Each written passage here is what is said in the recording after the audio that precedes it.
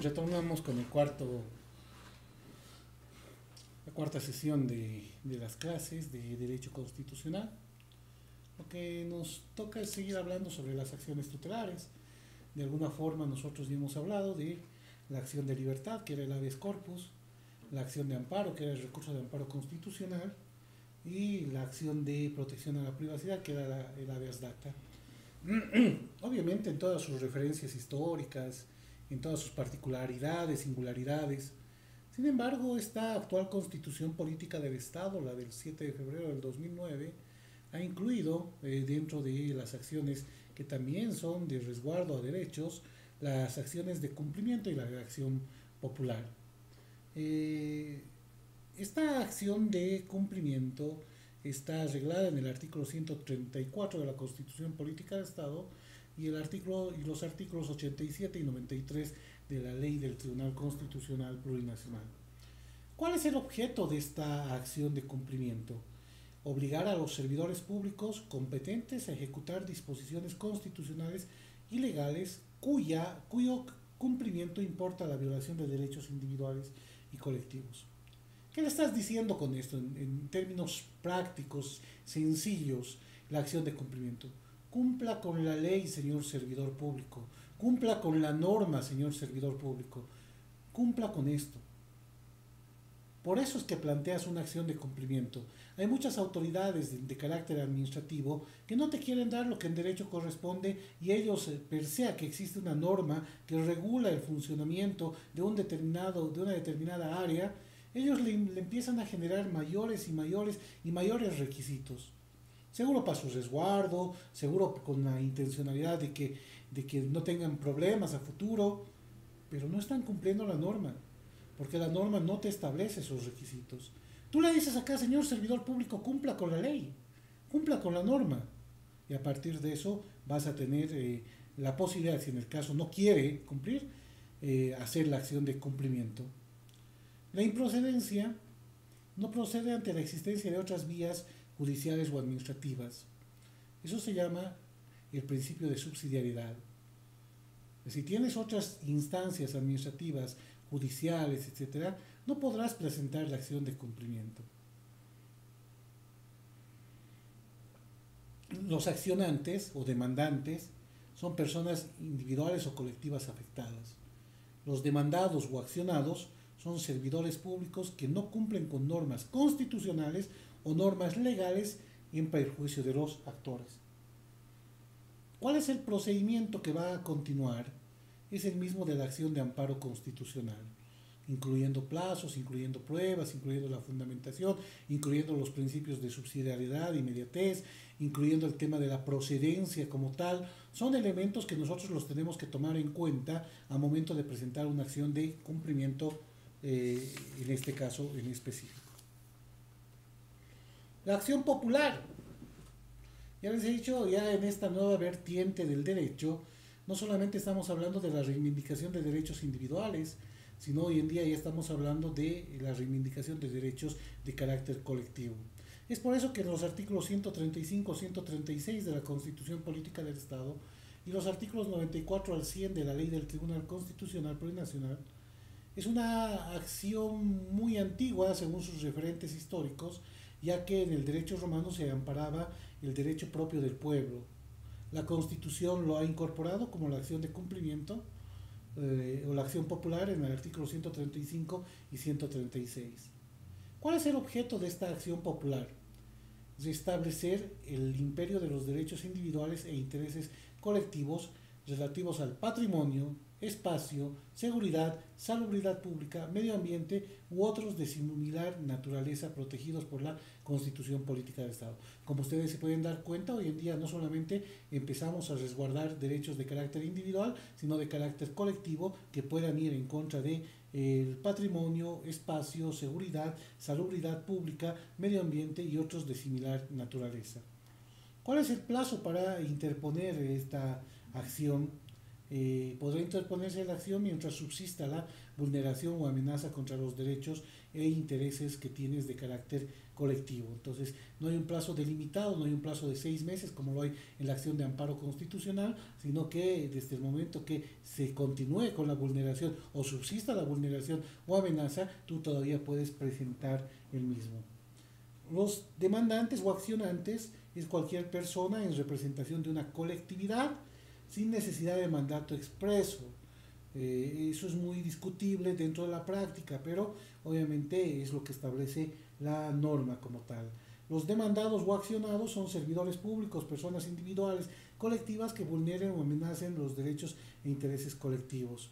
Se seguirá el mismo procedimiento para la acción de amparo constitucional, ya les he dicho, referido a las normas de procedencia como tal, en el caso de que no, el tema de la subsidiariedad, en este caso, para poder agotar las vías, y obviamente a partir de eso se va a interponer, se va a llevar una audiencia dentro de las 48 horas, dentro de las 24 horas va a ir a Sucre, y obviamente esa resolución primigenia ya tiene el carácter de cumplimiento obligatorio por las autoridades que van a tener que cumplir determinado momento.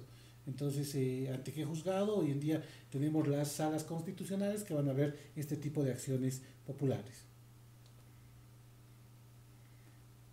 Esas serían las 5 acciones que nosotros tenemos como acciones individuales o colectivas que reivindican derechos como tal. Pero tenemos que hablar de derechos que son muy importantes hoy en día, derechos que son sumamente importantes a partir de la aparición de sistemas, de medios, de tecnologías de información y comunicación, de varias cosas y de varios elementos. Y dentro de esos está la libertad de pensamiento y la libertad de expresión, ¿no? La libertad de expresión es uno de los principales atributos de la persona humana, comprendida en el ámbito de sus libertades individuales. La libertad de expresión es propia del ser humano, pensante y racional, que puede concebir ideas, opiniones, pensamientos, transmitiéndolos después a sus semejantes mediante el lenguaje articulado, que es su principal instrumento de comunicación. Muchas veces se ha confundido la libertad de expresión con la libertad de prensa. Para muchos, la libertad de prensa era el cuarto poder del Estado, hoy en día se lo denomina como el quinto poder, porque se ocupa de todas las manifestaciones de la vida pública y vela por el bienestar y progreso de la nación. Pero hay restricciones que están insertas dentro de la libertad de prensa. Nosotros hoy en día tenemos vigente una ley de imprenta. Esta ley de imprenta comienza de este modo: todo hombre tiene derecho de publicar sus pensamientos por la prensa sin previa censura, salvo las restricciones establecidas por la presente ley. Entonces, los elementos fundamentales para poder presentar artículos de prensa, para poder difundirlos, en este caso, tienen también ciertos principios como tal, ciertas restricciones de la libertad de prensa, y obviamente estas restricciones tienen que ser de cumplimiento obligatorio. Dentro de estas restricciones de la ley de imprenta, el artículo 64 de esta ley advierte que en ningún caso podrá decretarse la clausura de una imprenta, pero siempre que esta imprenta cumpla con ciertos requisitos.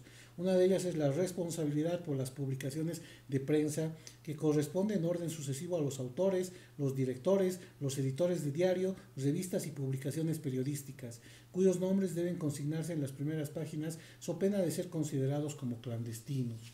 O sea, uno de los primeros elementos fundamentales para poder llevar adelante un texto que va a ser publicado por la prensa como tal, debe tener el tema de la responsabilidad. La publicación. La ley del 19 de enero de 1925 determina que no hay delito de imprenta sin publicación, entendiéndose que realizada esta, cuando se ha distribuido 3 o más ejemplares impresos, son leídos por 5 o más individuos, se pone en venta, se remite por correo o se fija un lugar o paraje público. Entonces, la publicación es un elemento esencial para poder llevar adelante los delitos contra las personas que hayan podido incurrir en delitos por la libertad de prensa. tenemos delitos también, se reconoce tres clases de delitos: contra la Constitución, contra la sociedad y contra las personas individuales. Contra la Constitución es escritos que se dirigen a transformar, destruir o introducir la inobservancia o en todo caso parte de la ley fundamental. Cuando estos artículos de prensa tienen esa finalidad de dejar de desinformar respecto a nuestra ley fundamental, que es la Constitución Política del Estado. Delitos contra la sociedad son los que comprometen la existencia o integridad de la nación o exponen a una guerra internacional cuando se tiende a trastornar la tranquilidad y el orden público. Generalmente se incita a la conmoción, a la desobediencia de leyes mediante la utilización o mediante el paraguas de libertad de expresión o de prensa. Delitos contra las personas individuales cuando se manejan términos injuriosos, directa o indirectamente, y obviamente a partir de eso se comete estos delitos que son contra la moral, ¿no? Jurado, siguiendo los postulados del derecho público clásico, que concibe que los delitos de opinión también requieren tribunales, en mi opinión, para su juzgamiento. Introduce un sistema de jurado para juzgar delitos de prensa. Es uno de los elementos fundamentales hoy en día por el cual no se puede constituir muchos jurados por el número que debe tener a momento de poder llevar adelante un proceso contra una persona que haya cometido una infracción o una restricción a la libertad de prensa, y obviamente eso es uno de los óbices que tenemos, de los obstáculos para poder llevar adelante los procesos contra no solamente los medios de comunicación, sino los periodistas como tal. Y finalmente las sanciones son impuestas en sentencias por el juez de la causa, obviamente previa autorización de estos tribunales de imprenta, y a partir de eso se lleva adelante un proceso, un debido proceso, que va a recalar en una sentencia por un juez de la causa, siendo las penas generalmente pecuniarias, además de la publicación de vindicaciones, de retractación o de la misma explicación. Entonces son generalmente las formas en las que se opera para poder llevar adelante estos actos o estas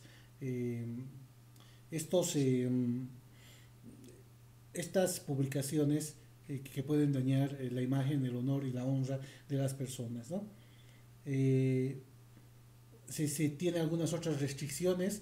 Obviamente se prohíbe la propaganda en favor de la guerra, del odio nacional, racial, religioso. Son prohibiciones que están generalmente en textos de Naciones Unidas, porque tienen un tinte pacifista y obviamente tratan de evitar de que exista este tipo de publicaciones. Pero más allá de eso, tiene que ver también con la posibilidad de evitar la publicación de aquellos que dañen la raza, la imagen, la nacionalidad, el sexo, el color, etcétera. Son condiciones fundamentales de las cuales no te permite, están dentro de las restricciones legales.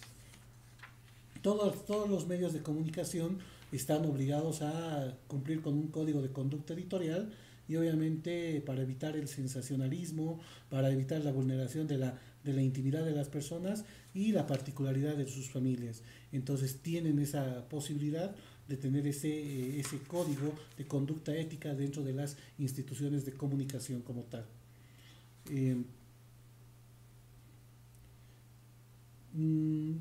Vamos a pasar al derecho al trabajo y al régimen social. Algo muy importante dentro del derecho del trabajo, que es uno de los elementos, uno de los derechos fundamentales que tenemos todos, que está en su artículo 46, toda persona tiene derecho al trabajo digno, con seguridad industrial, higiene, salud ocupacional, a una fuente laboral estable. Agrega que se prohíbe toda forma de trabajo forzoso. Es más, todo trabajo debe ser pagado, todo trabajo debe ser remunerado. Es a partir de esta concepción de que toda persona tiene derecho a un trabajo digno, con seguridad industrial, obviamente bajo todas las medidas de seguridad que debe tener una institución al momento de realizar tu contratación, seguridad higiénica respecto a los lugares o focos que puedes tener de infección, pero que ellos tienen que dotarte de los medios o insumos necesarios para que tú tengas una seguridad higiénica dentro del mismo, y de salud. Depende muchas veces de las instituciones que tienen más de 100 trabajadores, que deben tener postas que están necesariamente reguladas por la misma Ley General de Trabajo y decretos reglamentarios. Para Bielsa, el derecho de aplicar la libertad personal al trabajo, es decir, las energías físicas, intelectuales, como el esfuerzo consciente y voluntario del hombre para crear utilidad a fin de proveer a sus necesidades en un principio no de gobierno, sino de orden natural y de convivencia social reconocido por la Constitución Política del Estado.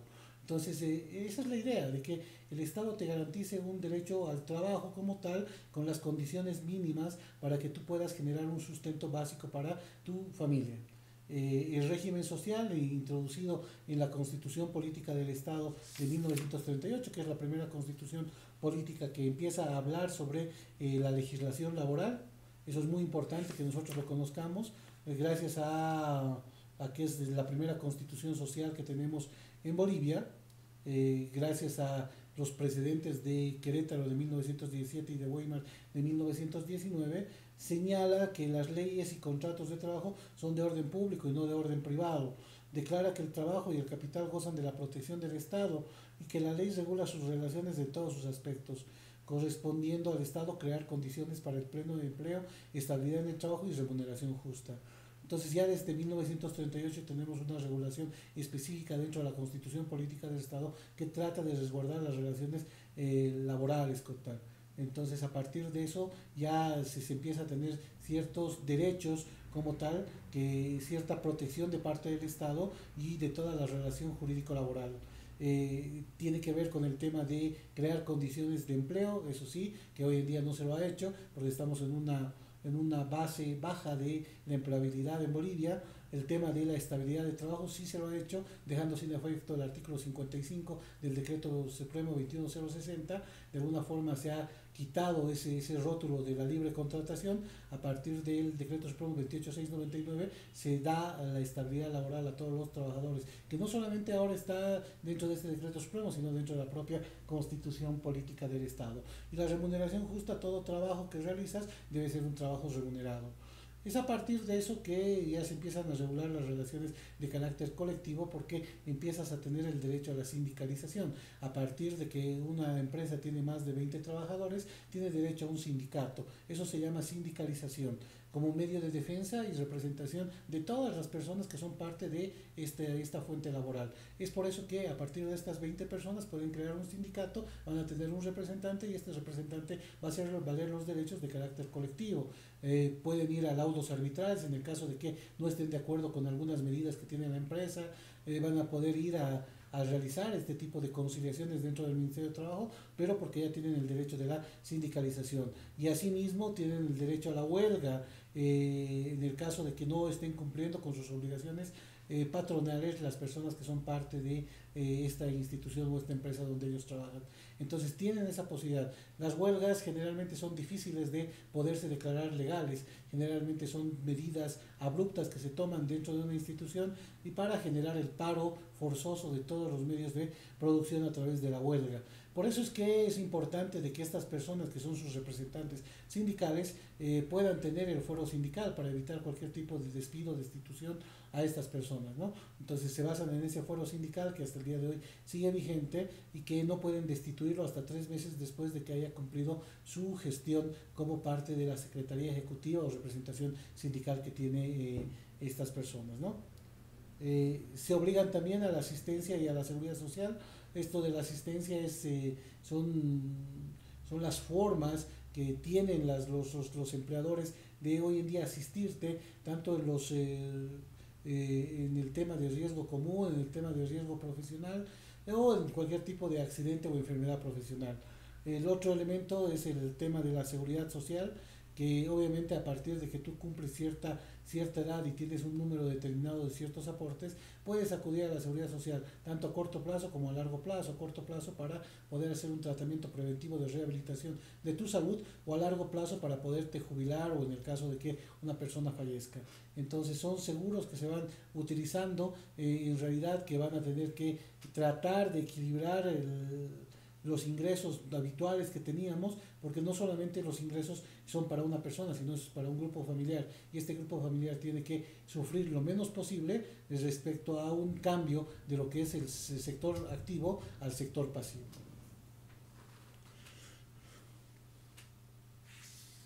¿El derecho del trabajo es un derecho o es un deber?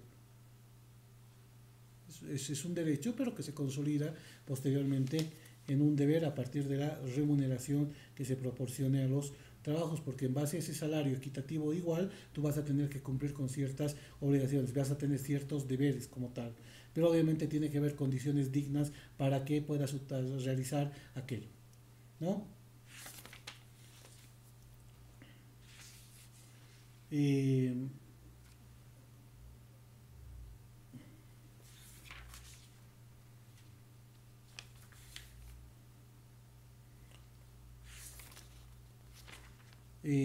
tenemos también que no dejar de lado algo que es importante, la judicatura del trabajo, que obviamente tiene que ver con el ámbito laboral, de dónde vas a llevar adelante los procesos laborales.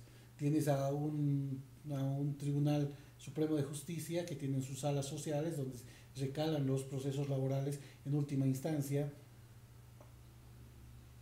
Tienes los tribunales departamentales que también tienen salas y tienes los juzgados de trabajo y seguridad social.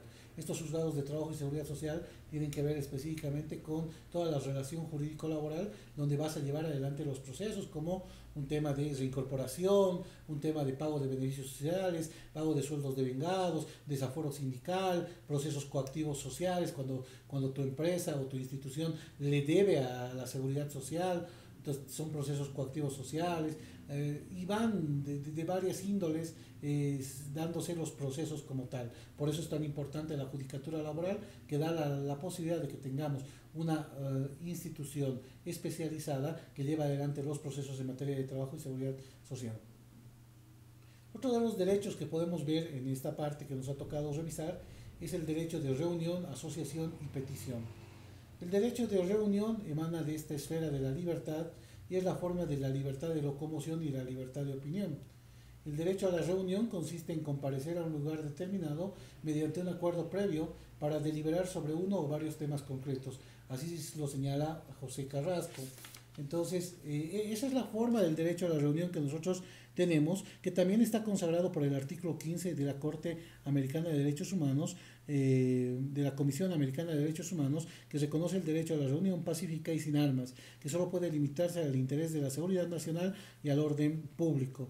Entonces, por eso es importante este derecho a la reunión. La ley podrá establecer de manera expresa los casos en los cuales se podrá limitar este derecho a la reunión. Generalmente en estados de excepción, en un toque de queda, un estado de sitio, están restringidos estos derechos de reunión, porque no puedes transitar en determinado horario, no puedes reunirte con un número mayor de personas que las que establezcan estos estados de excepción.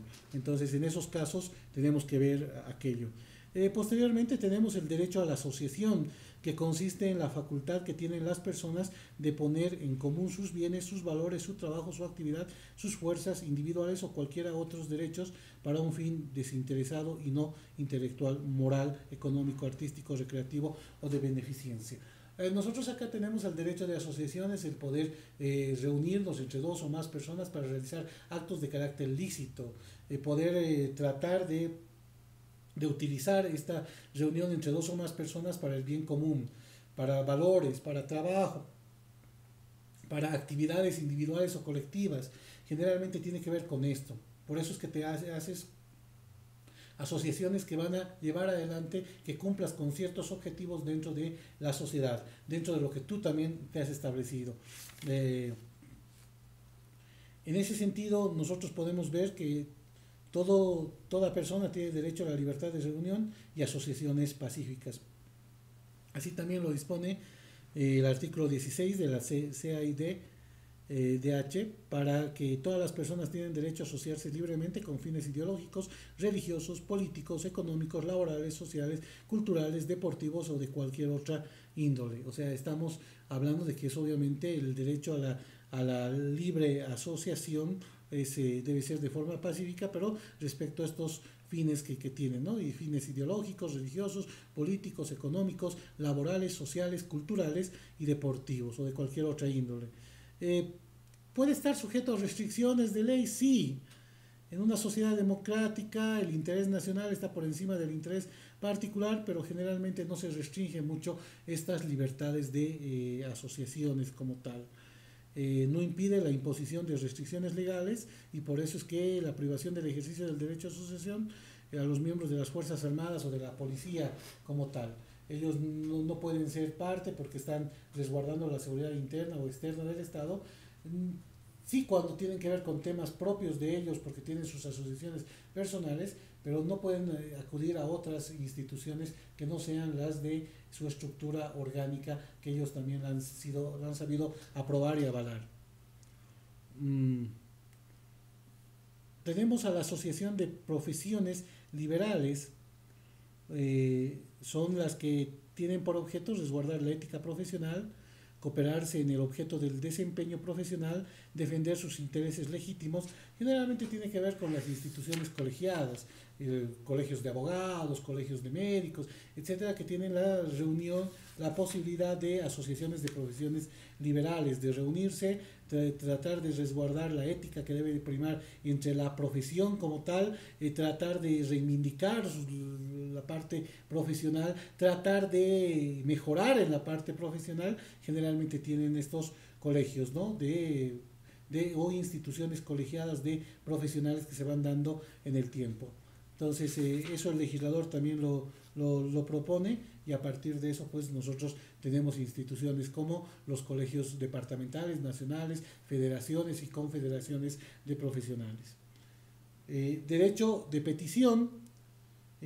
Toda persona, exceptuando los militares, pueden dirigirse a los poderes públicos en forma individual o colectiva para exponer sus peticiones o quejas sobre materia de interés público-privado. Esta facultad es distintiva del Estado de Derecho que impera en el sistema democrático de gobierno. Es muy importante el derecho de petición, hoy en día está consagrado en el artículo 24 de la Constitución Política del Estado, donde una persona puede acudir ante las instituciones públicas o privadas para que puedas tener algún tipo de información o puedas tener algún tipo de solicitud, algún tema en concreto. Lastimosamente muchas instituciones no te responden dentro del término debido. Ya existen sentencias constitucionales que establecen el plazo máximo de 7 días de poderte dar la información y en ese plazo, si no te dan, puedas plantearle una acción de amparo constitucional.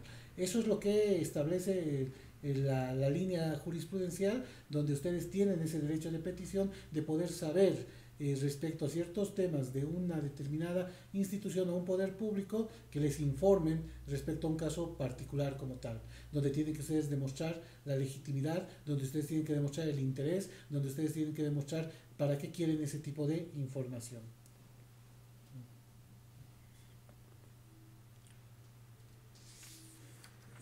Es importante que ahora nosotros podamos ver los antecedentes históricos de este derecho de petición, ¿no?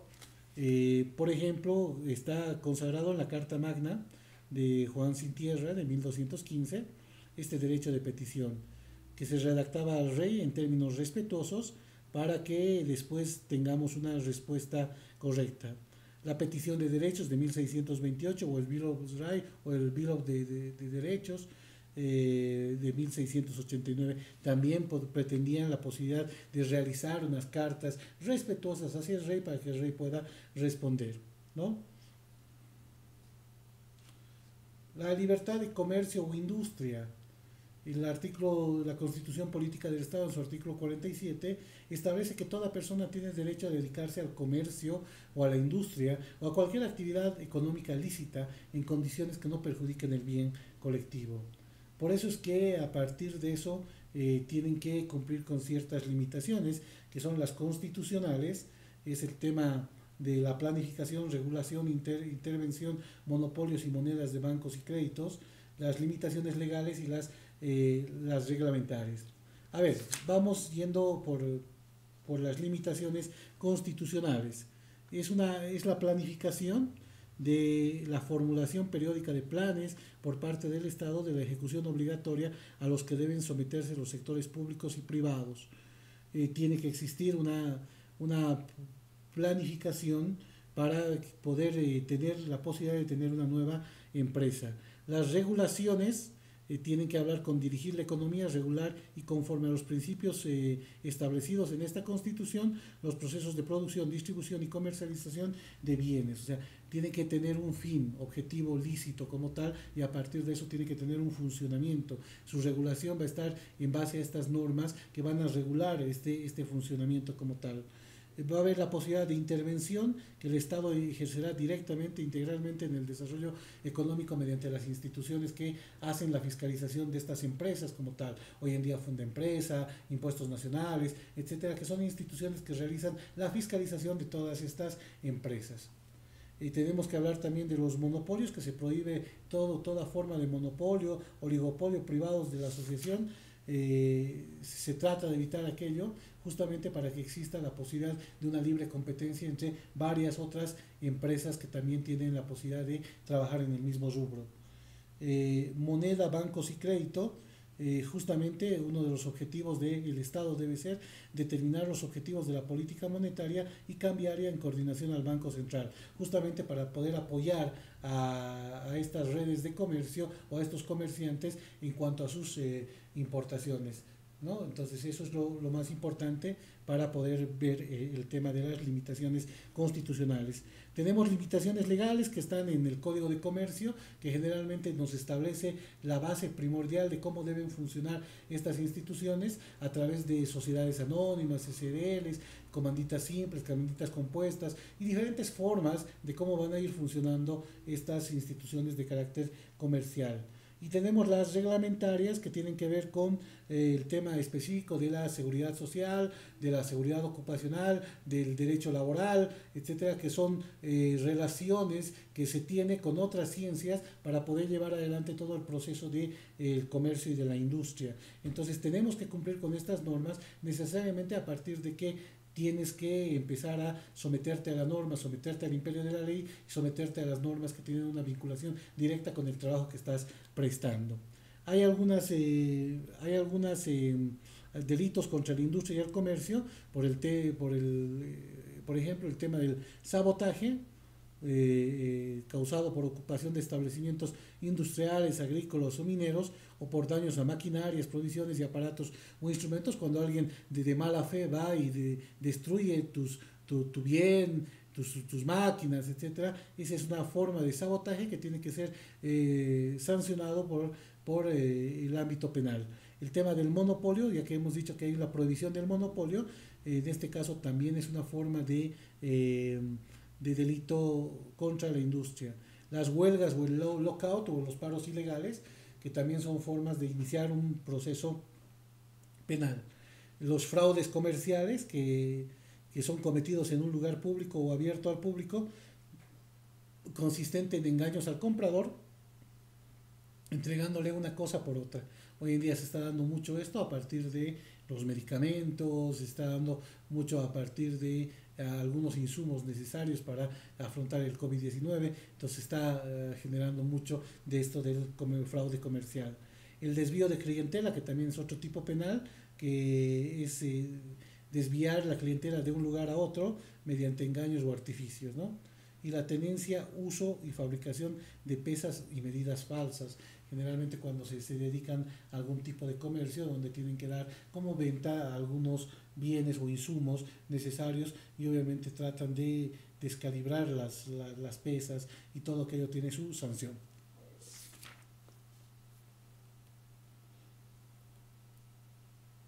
Derecho de propiedad. También dentro del derecho de propiedad comprende que todo lo susceptible al valor económico o apreciable en dinero, según Bielsa, sea objeto corporal o incorporal, como un crédito, un invento, ya sea cualquier manera originaria ya derivada, es decir, por contrato, ley o sentencia. De una decisión administrativa puede surgir varios derechos que imponen la atribución de propiedad y en ese sentido gozan de la protección constitucional del patrimonio. El derecho a la propiedad es una protección al patrimonio que tienen todas las personas. El derecho de propiedad es esa protección efectiva que el Estado tiene que dar a aquella persona que ha invertido en un determinado bien para que no sea vulnerado o conculcado por otras personas como tal. Entonces, por eso hoy en día la legislación boliviana establece dentro de su artículo 56 de la Constitución Política del Estado el derecho a la propiedad. Y la legislación boliviana así lo establece de forma textual. Toda persona tiene derecho a la propiedad privada, sea individual o colectiva, siempre y cuando cumpla una función social. Antes se hablaba no solamente del cumplimiento de la función social, sino también del cumplimiento de la utilidad pública o de que sea de utilidad pública. Hoy en día estamos hablando de la función social y es algo muy importante para poder conocer el alcance de lo que establece el derecho de la propiedad dentro de nuestra legislación boliviana. Asimismo, el artículo 105, que señala el concepto y alcance, la propiedad es un bien jurídico que permite el uso, goce y disponer de una cosa y debe ejercerse en forma compatible con el interés colectivo, dentro de los límites y con las obligaciones que establece su ordenamiento jurídico. Es muy importante aquello por ese resguardo que el Estado le da, pero siempre y cuando cumplas con todas las normas para la disposición, para usar, gozar y disponer de la misma. Tenemos acá también la parte de la función social de la propiedad. Es muy importante también esta función social de la propiedad, que establece de que la propiedad debe cumplir una función económico-social, es decir, debe ser utilizado por las personas y que estas personas le deben dar una finalidad social netamente, ya sea para vivienda, para trabajo, para alimentación, etcétera, que son elementos fundamentales que te pide para que puedas cumplir con el derecho de propiedad. Hay algunas formas de abuso del derecho, que el propietario no puede realizar actos con el único propósito de perjudicar o ocasionar molestias a otros. En general no le está permitido ejercer su derecho en forma contraria al fin económico o social en vista del cual no se ha contenido.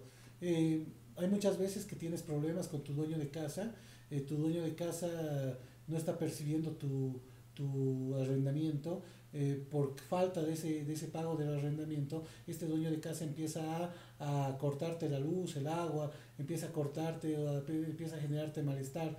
Eso está totalmente determinado y hoy en día no se puede hacer estas cosas y obviamente la sola denuncia ante las instituciones que otorgan estos servicios directamente te restablecen la luz, el agua y todo aquello que te hayan cortado de forma abrupta, porque son servicios básicos y los servicios básicos no pueden cortarse.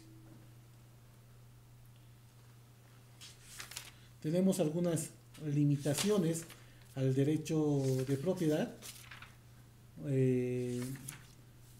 Específicamente vamos a hablar de la función social. La función social se basa en un principio de que los bienes que la naturaleza le da al hombre son para la subsistencia, el desarrollo, el trabajo en igualdad de condiciones con sus semejantes. En el caso de que no cumpla esta función social, muchas personas pueden acudir a algunas formas para que puedas perder este derecho de propiedad. Y esta forma de perder este derecho de propiedad es la expropiación, ¿no? La expropiación, que es un acto en el cual el Estado te priva de ese derecho que lo tenías anteriormente, de ese derecho que tenías de propiedad sobre un bien que tiene que tener utilidad pública, pero te tiene que dar una indemnización justa. Para ello debe cumplir con las características de naturaleza, fundamento, antecedentes dentro de la legislación boliviana. Entonces, por eso es que tiene que haber un justo precio, un justiprecio. Generalmente se ha hecho esto con los bienes que han sido adquiridos por el teleférico, donde decían necesitamos este bien porque es de utilidad pública, porque acá tenemos que construir el teleférico. Muchas personas estaban de acuerdo, muchas personas no estaban de acuerdo, pero al final esa utilidad pública ha servido de base para que estas personas puedan hoy en día venderle al Estado sus bienes, obviamente a cambio de una contraprestación, de un cambio de dinero como tal.